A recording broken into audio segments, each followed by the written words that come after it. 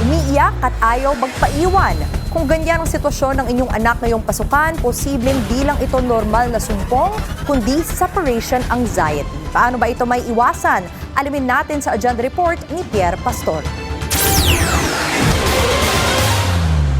Separation anxiety o SEPANCS, isang kondisyon kung saan nakararamdam ng matinding pagkabalisa o lungkot kapag hihiwalay sa isang mahalagang tao, alagang hayop, lugar o sitwasyon na nakasanayan.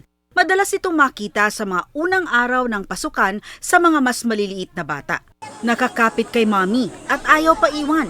4.1% of children worldwide ay dumaranas ng SEPANCS. Naiba kasi ang schedule, tapos naiba yung mga activities ng mga kabataan and there are expectations, no? May mga tinatawag tayo na mga fina-follow na rules, whereas kung sa bahay lang, of course, play lang sila, they would feel na lost, no? Kasi wala ang kanilang nanay or tatay. Ang separation na to ay dahil hindi nila nakikita physically, no? Ang kanilang caregivers, and at the same time may strangers, no, sa paligid. Nagki-create siya ng fear, nagki-create siya ng nasaan ang nanay ko, nasaan ang tatay ko, baka may masamang mangyari sa akin, no? Baka awayin ako ng mga bata or baka mawala ako. So these are natural actually na mga fears ng mga kabataan. Nawawala din naman daw ito matapos ng ilang araw, lalo kapag binibigyan ng assurance ang bata mula sa mga magulang at tagapag-alaga.